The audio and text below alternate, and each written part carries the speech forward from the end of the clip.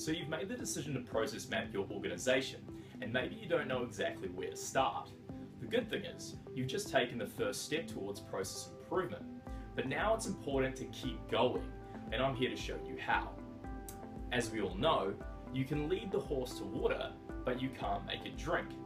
The horse I am referring to in this instance is the other employees in your organization.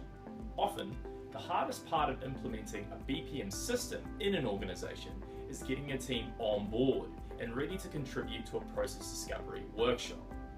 This is where your best and brightest come together, map out the organization's processes, making sure your workflow is as smooth as silk and purring away like a kitten.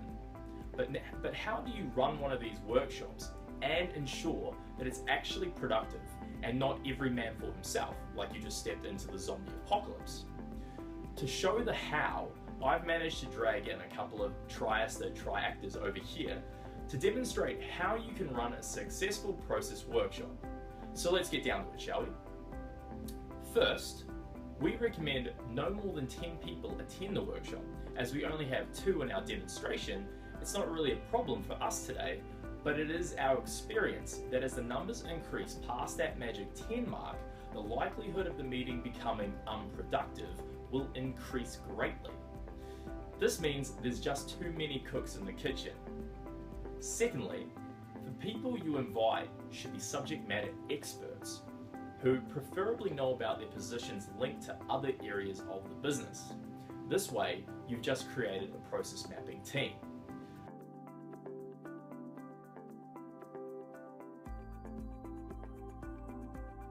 There are many times when a pen and paper are all that's needed. This isn't one of those times. In order to get best results, you'll want to take a page out of the primary school playbook and go for a high visibility, high impact visual approach. Now, in order for this to work, you're going to need at least 3 pads of post-it notes, and they all need to be different colors because you want that process mapping looking fab. You're also going to need a roll of brown paper, as shown here, and lastly, some Sharpie pens.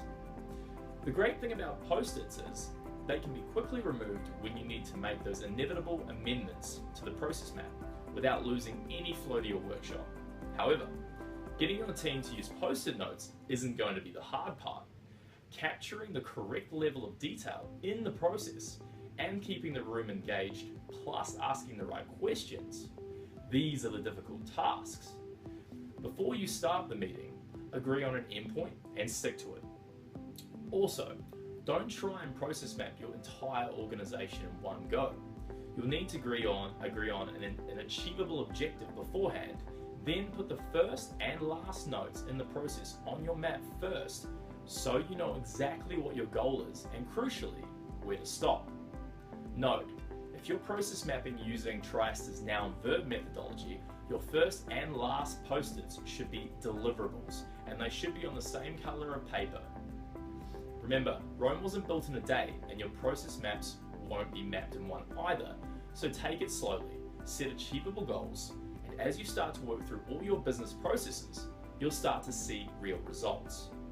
Focus on the output and its value. In our model, we focus on deliverables because those are the processes that have value. Activities have zero value. They actually attract a cost, whether it be budget, time, or resources. Where we see value in the process is in the deliverables produced by the activities undertaken. Now, if you want to effectively capture the deliverables, you need to ask yourself the question, what does the activity produce? It's important to constantly challenge activities throughout your process mapping so that you are able to find the real value in the process being undertaken.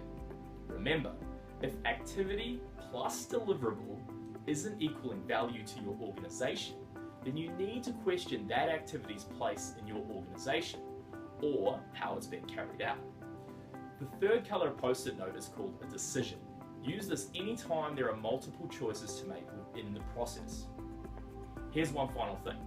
In order for your activities and deliverables to make sense, you should prefix your activity with how to or how do I, such as how do I make a cake? While with deliverables, you should prefix it with show me the. as in, show me the baked chocolate cake. After you map a process, you will then be able to see the value of what you produce. Remember, it may not be easy at first to process map your organization, but it's totally worth it to see the time and resources saved and the efficiency opportunities identified. So, get your materials, get your team together, and start mapping your deliverables. I hope this has been useful.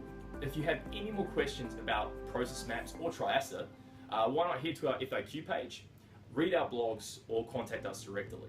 And as always, thanks very much for watching.